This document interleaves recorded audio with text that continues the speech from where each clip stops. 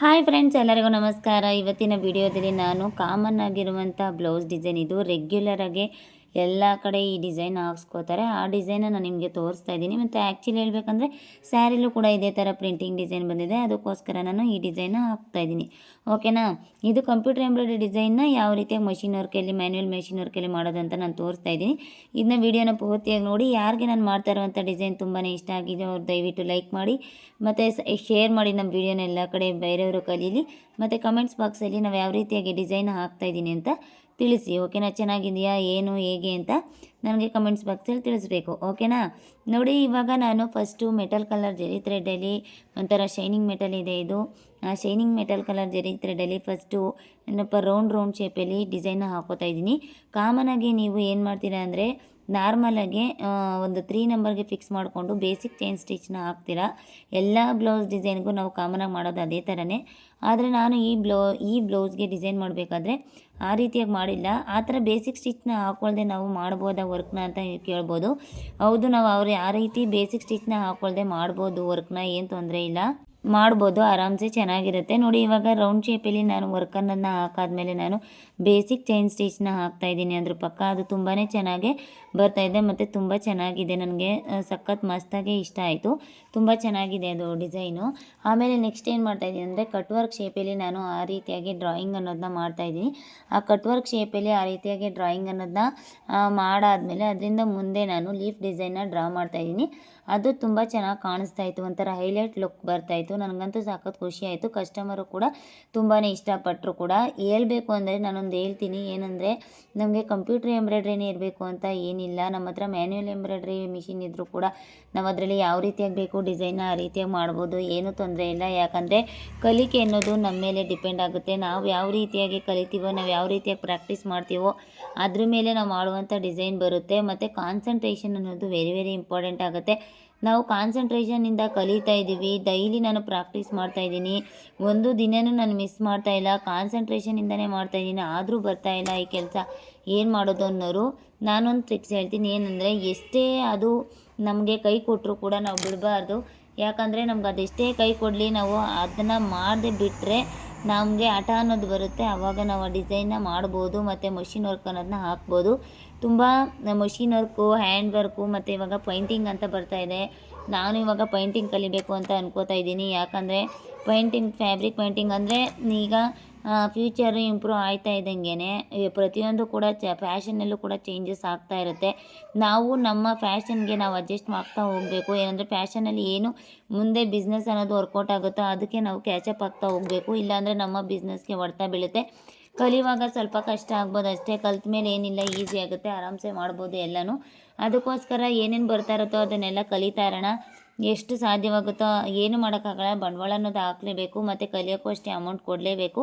ವಿಧಿ ಇಲ್ಲ, ನಾವು ಮಾಡಲೇಬೇಕು ಎಲ್ಲನೂ ಕೂಡ. ನಾವು ಅಷ್ಟೇ ಹ್ಯಾಂಡ್ ವರ್ಕ್ ಕಲಿಯೋಕ್ಕೆ ಮತ್ತು ಟೈಲರಿಂಗ್ ಫೀಲ್ಡಲ್ಲಿ ಇಂಪ್ರೂವ್ ಆಗಬೇಕಾದ್ರೆ ಟೈಲರಿಂಗ್ ಕಲಿಯೋಕ್ಕೆ ಪ್ರತಿಯೊಂದಕ್ಕೂ ಎಲ್ಲದಕ್ಕೂ ನಾನು ತುಂಬ ಅಮೌಂಟ್ನ ಇನ್ವೆಸ್ಟ್ ಮಾಡಿ ತುಂಬ ಕಲಿತೆ. ಬಟ್ ಆದರೆ ಯಾವುದೂ ಅಷ್ಟೇ ಒಂದೇ ಸರಿ ದೊಡ್ಡ ಅಮೌಂಟಲ್ಲಿ ಇನ್ವೆಸ್ಟ್ಮೆಂಟ್ ಮಾಡೋಕ್ಕೆ ಹೋಗಬೇಡಿ.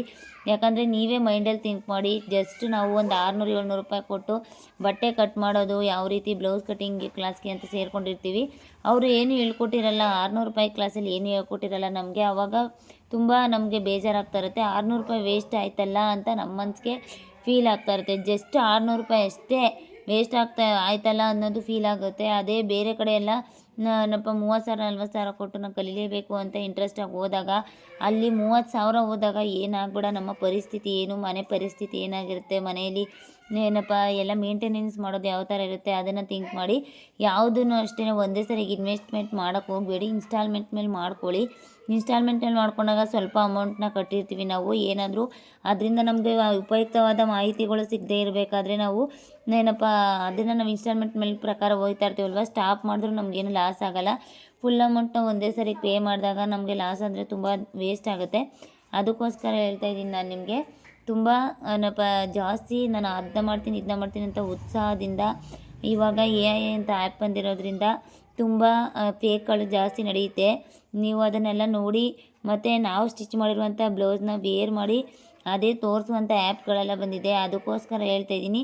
ಅದನ್ನು ಅವರೇ ಸ್ಟಿಚ್ ಮಾಡಿರ್ತಾರೆ ಅಂತ ಏನು ಗ್ಯಾರಂಟಿ ಇರಲ್ಲ. ಅದಕ್ಕೋಸ್ಕರ ನಾನು ನಿಮ್ಗೆ ಹೇಳೋದು, ಈಗ ಯುಗ ತುಂಬ ಇಂಪ್ರೂವ್ ಆಗಿರೋದ್ರಿಂದ ಈ ಕಲಿಯುಗ ತುಂಬ ಇಂಪ್ರೂವ್ ಆಗಿರೋದ್ರಿಂದ ನಾವು ಏನು ಮಾಡಬೇಕು ಅಂದರೆ ಹುಷಾರಾಗಿ ನಮ್ಮ ಅಮೌಂಟ್ ಅನ್ನೋದನ್ನ ಹುಷಾರಾಗಿ ಹ್ಯಾಂಡ್ಲ್ ಮಾಡ್ಕೋಬೇಕು. ಮತ್ತು ನಾವು ಏನೇ ಒಂದು ಬಿಸ್ನೆಸ್ಗೆ ಕೈ ಹಾಕಬೇಕಾದ್ರೂ ಕೂಡ ಹುಷಾರಾಗಿ ನಾವು ಮಾಡಬೇಕಾಯ್ತದೆ. ನಾವು ಏನಾದರೂ ಉತ್ಸಾಹದಿಂದ ಹೆಚ್ಚಿನ ಅಮೌಂಟ್ ಹಾಕೋಕೆ ಹೋಗ್ತೀವಿ ಅಂದರೆ ತುಂಬ ಲಾಸ್ ಆಗ್ತೀರ. ಇದನ್ನ ಮನಸ್ಸಲ್ಲಿ ಇಟ್ಕೊಂಡು ಏನೇ ಮಾಡಿದ್ರು ಮನಸ್ಸಲ್ಲಿ ಇಟ್ಕೊಂಡು ಮಾಡಿ, ಓಕೆನಾ. ಇಲ್ಲದೆ ಹೋದರೆ ತುಂಬ ಫ್ಯೂಚರಲ್ಲಿ ತುಂಬ ಸಫರ್ ಪಡೋರಿದ್ದಾರೆ.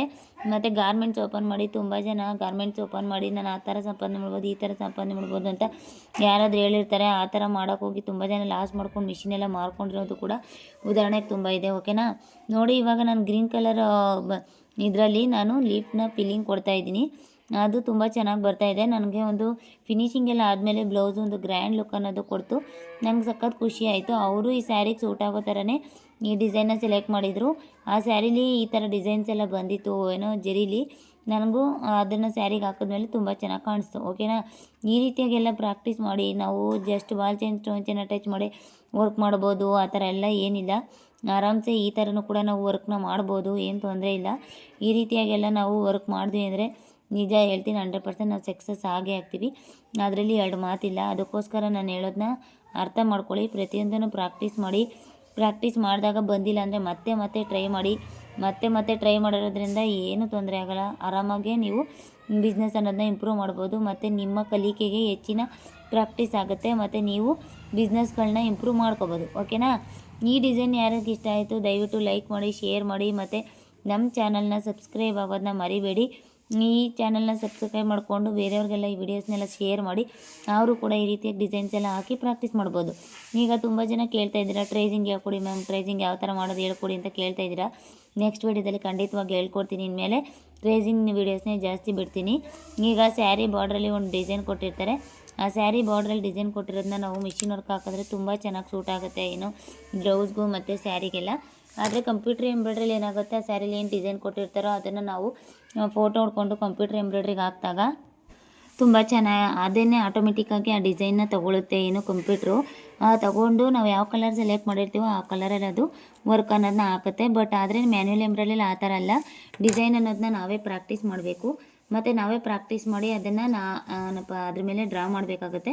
ಡ್ರಾ ಮಾಡಿ ನಾವು ಅದಕ್ಕೆ ಎಂಬ್ರಾಯ್ಡ್ರಿನ ಮಾಡಬೇಕಾಗತ್ತೆ. ಅದಕ್ಕೆ ನಾನು ಹೇಳ್ತಾ ಇದ್ದೀನಿ, ಆ ರೀತಿಯಾಗೆಲ್ಲ ಮಾಡಬೇಕಂದ್ರೆ ತುಂಬ ಕಷ್ಟ ಆಗುತ್ತೆ.